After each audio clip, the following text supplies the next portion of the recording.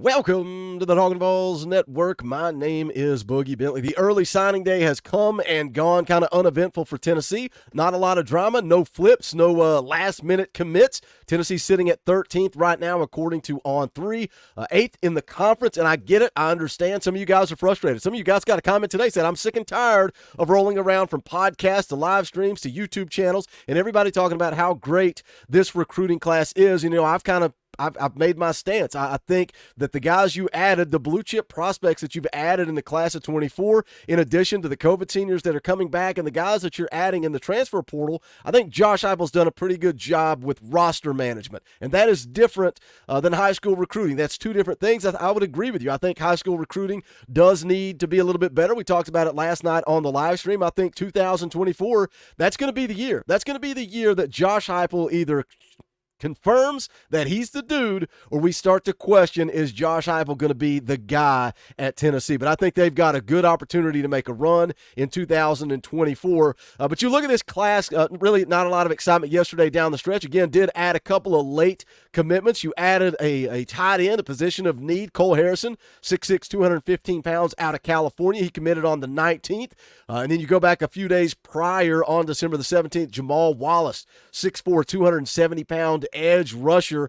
He was actually on the show last night. Fun live stream. If you missed it, go back and give it a watch. We hung out with Jamal for about 30 minutes. We talked about his story. You know, he's a guy that gained 100 pounds during COVID. He was a wide receiver and a defensive back, but now he plays on that defensive line. Hearing that story was a lot of fun. He also talked about why he chose Tennessee. He talked about the culture. He talked about getting to play for Coach Garner. Fun interview. If you missed it, go back and give it a watch. I'll link it at the end of this video. But look, the early signing day period may not quite be over because the number one offensive tackle in the country, Jordan Seaton, still has not put the pen to paper. Now, this is something we talked about back when he chose Colorado. He shocked the world. He drops the top 6. Colorado's not in it. What does he do? He goes on Undisputed. He goes on national TV, and he commits to Coach Prime and the Colorado Buffaloes. We said at that time, a lot of the insiders, a lot of the experts said this thing may not be a done deal. He may not sign when early signing day rolls around. This is one to keep an eye on. This is one to watch, and it's comical. I love watching these Colorado fans squirm. They're not Colorado fans. They're Coach Prime fans. They don't know who the coach was at Colorado prior to Deion Sanders. They run around the internet, on Twitter and on YouTube, and they say, "Sko Buffs," and it's so comical. It's so funny to me because you're coming off of a 4-8 season.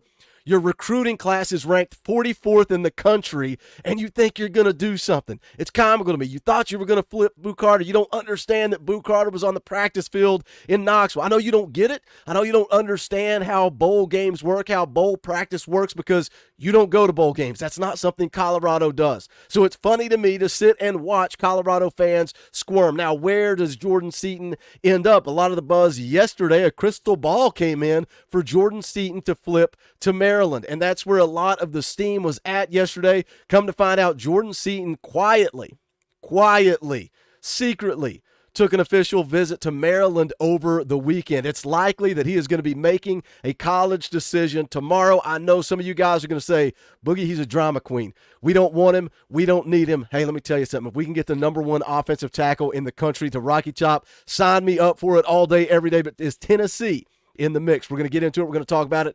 But as always, guys, do me a favor. Smash the thumbs up just below this video. It is quick. It's free and it's easy, and it helps the channel. I would greatly appreciate it. Also, if you're new to the Talkin VAWLS Network, welcome. We're not experts. We're not insiders. We're not media. We don't pretend to be. We don't talk at you here. We talk with you. This channel is for the fans, by the fans. If you like what we do, make sure you subscribe. Click that bell for notifications. You're not going to miss out when we go live or when we drop a video. Got a bowl game coming up. Going to have tons of coverage coming your way next week, so tune in for that.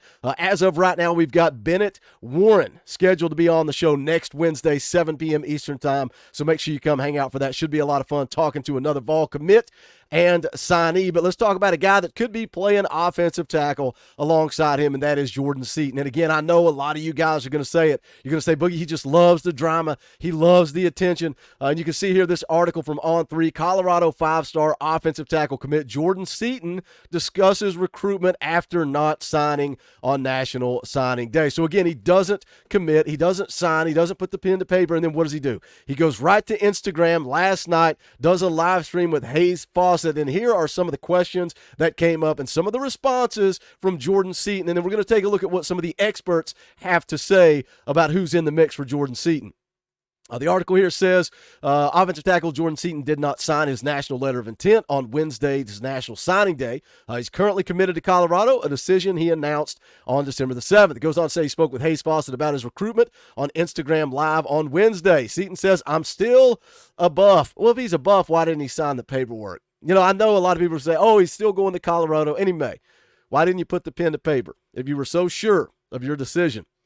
Says the Washington, D.C. native chose Colorado over Alabama, Tennessee, Florida, Maryland, Ohio State, and Oregon.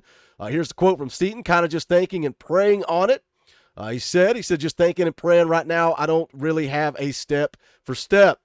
Said the communication train around the country never stopped. In fact, only went up after he committed to Colorado. That's something, too. Man, this coaching staff, Josh Heupel, Glenn Ellerby, they have been in communication with Jordan Seaton throughout. They're still talking to him. That camp, that communication is still taking place. Boo Carter, every time he pops up on Instagram, guess who is in his ear? Boo Carter. Guess who still has that relationship? Boo Carter. Somebody sent me a picture today of Boo Carter's mom posting on social media a picture of Boo and Jordan Seaton together. They are still working that relationship. Guess who else Tennessee has put on him?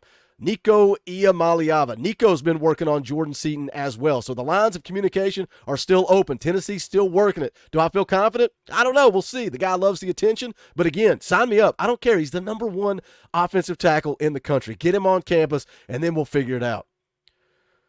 Goes on to say there's a lot of coaches calling. He said recently Dylan Raiola of Nebraska has been my most recent DM. Says Tennessee was on Seaton's final list before committing. Also, the new home of Chattanooga Bradley Central four-star athlete Boo Carter. Says Seaton and Carter have a strong relationship, and now the shoe is on the other foot as Carter works to bring Seaton to Knoxville. Seaton says you always want to recruit the best. You want to play with the best. I recruited Boo really hard, but now he's recruiting me. You know, you go back and you think about all that stuff, right? The Instagram post and Boo Carter saying, you remember what we said, the handshake deal, all the speculation. What does that mean? Do they have an agreement to come to Tennessee? Do they have an agreement to play together? Do they have an agreement that they're just going to be boys no matter where they end up? So much speculation about these high school kids and what their social media posts mean, but that's what recruiting's all about. Go on to talk about some of the biggest flips. We don't really care about that. All we care about is where the number one offensive tackle in the country ends up. So where does he end up? What do the experts say? What do the insiders say about five-star offensive tackle Jordan Seaton? Well, you can go over to 247 Sports. Jeff Ehrman, he's the one that actually put in the crystal ball for Jordan Seaton to end up at Maryland yesterday. This is what he says. He says, by now it's clear to those who haven't been reading our reporting here that Maryland was more of a threat with Seaton than many perceived. Says otherwise he would have signed with Colorado on signing day, as it doesn't appear any other school is a threat to sign him. This looks like Mike Locksley versus Deion Sanders in a recruiting battle. Now, a lot of people, I was reading in that same article, a lot of people accuse Maryland's head coach Mike Locksley of doing this, setting up these big signing day splashes, these big flips. He tells these kids to commit one place and flip on the final day for that social media buzz. Is that the truth? Do you believe that? Put it in the comment section. Let me know. I saw they said that Shane Beamer has accused him of doing this before. Says the vibes are cautiously optimistic at Jones Hill House, where they didn't feel like Seaton was a done deal on signing day, but felt like they had a good chance to flip the nation's number one offensive tackle. He likes the idea of coming home. Again, he's from Washington, D.C. Says Maryland has a boatload of playing time to offer, and he's developed a strong relationship with Locksley during the past 4 years. Maryland was the first school to offer him nearly 3 years ago before Alabama, Ohio State, and all the other blue bloods came calling. Now, what about Tennessee, Boogie? This is Talkin VAWLS. Is Tennessee in this? Why are we talking about Jordan Seaton? This is from Chad Simmons just 2 hours ago on 3.com. He says Jordan Seaton didn't sign on the early signing period. There is no date set, but Friday is what we are hearing as the potential date. He is committed to Colorado, but the buzz has shifted away from the Buffaloes this week. Man, poor Colorado, Sco Buffs.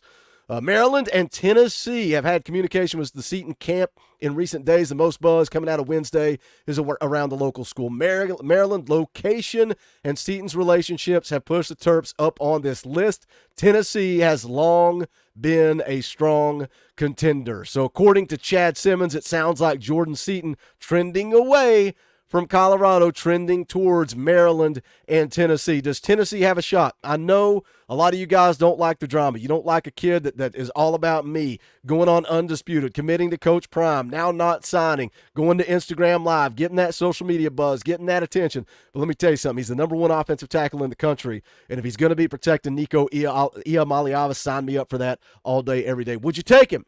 Do you think Tennessee has a shot? Jump into the comment section. Let me know. As always, smash the thumbs up on the way out the door. Go check out the merch, bonfire.com/store/Talkin VAWLS. We appreciate you guys tuning in, man. Thank you guys. Last night was a blast. You guys made it happen. You guys got that connection with Jamal Wallace, and that got him on the show. And now we're going to bring Bennett Warren on next Wednesday at 7. So shout out to you guys. Love this community. Love what we're building around here. I'm grateful we're on that path to 25,000 subscribers. But that is going to do it for this one. This is the Talkin VAWLS Network. My name is Boogie Bentley. Go Big Orange.